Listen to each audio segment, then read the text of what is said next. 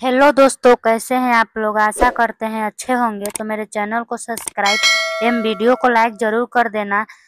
तो देर न करते हुए चलो कहानी को स्टार्ट करते हैं। कहानी लास्ट तक जरूर सुनना। किसी गांव के 4 भाई रहते थे, मोटू, पतलू, गप्पू और झप्पू। चारों बिल्कुल अलग अलग स्वभाव के थे। मोटू था खाने पीने का शौकीन, पतलू था पढ़ाकू, हर काम में किताबें घुमा लेता। गप्पू को बातें बनाने का शौक था, वह बिना रुके बोलता ही रहता। झप्पू आलसी था, उसे हर काम सोते सोते ही करना था। चारों भाई मजाकिया किस्म के थे और पूरे गांव में अपनी अतरंगी हरकतों के लिए मशहूर। शादी का विचार। एक दिन मोटू बोला, भाइयों, हमें भी कोई काम धंधा करना चाहिए या शादी विवाह कर लेना चाहिए, वरना लोग हमें हमेशा बच्चा ही समझेंगे। पतलू ने चश्मा संभालते हुए कहा, काम तो हमसे होगा नहीं, क्यों ना शादी ही कर ली जाए। गप्पू तुरंत बोला, हाँ, शादी करके तो हम चारों मिलकर एक ही घर का रसोई, एक ही सेवा और एक ही बहाना बना लेंगे।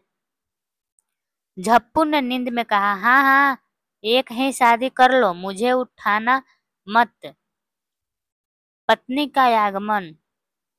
आखिरकार चारों भाइयों ने मिलकर एक ही पत्नी ढूंढ निकाली। उसका नाम था सुनीता। वह चतुर, मेहनती और हंसमुख थी।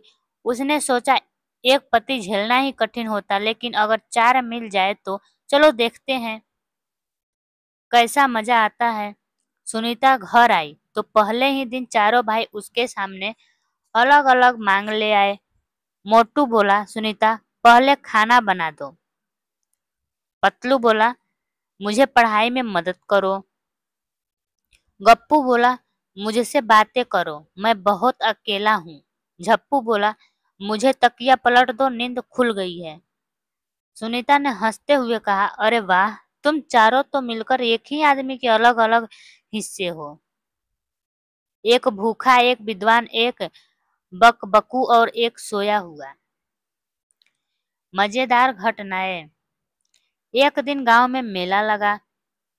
सुनीता ने सोचा, चारों भाइयों को साथ ले चलूं तो लोग तमाशा समझेंगे।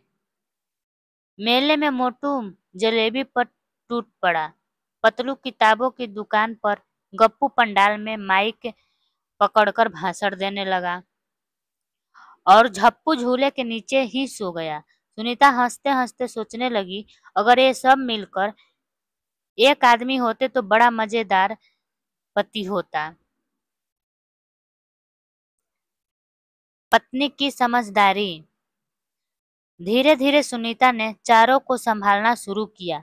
उसने मोटू से कहा, खाने के साथ थोड़ा काम भी करो।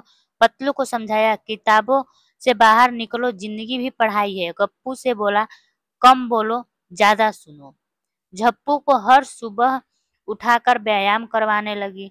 कुछ दिन बाद चारों भाई थोड़े थोड़े सुधरने लगे। गांव वाले हैरान थे, अरे, 4 आलसी भाई अब काम में लगने लगे। हंसी का किस्सा। एक बार गांव की पंचायत में बुलावा आया। चारों भाई और उनकी पत्नी पहुंचे। सरपंच ने पूछा, बताओ, तुम्हारे घर का मालिक कौन है। मोटू बोला, मैं। पतलू बोला, नहीं, मैं हूँ। गप्पू बोला, सच तो यह है कि बिना मेरी बात के घर नहीं चलता। झप्पू जम्हाई लेते हुए बोला, मालिक मैं ही हूँ, क्योंकि मेरा बिना सब चैन से सोते कहाँ है। तभी सुनीता ने मुस्कुराया, कहा, सच बताऊं सरपंच जी, ये चारों मिलकर ही एक पति हैं। आलसी मालिक तो मैं हूँ, अ, क्योंकि चारों को संभालना सबसे कठिन काम है। गांव वाले ठहाका मारकर हंस पड़े। सीख।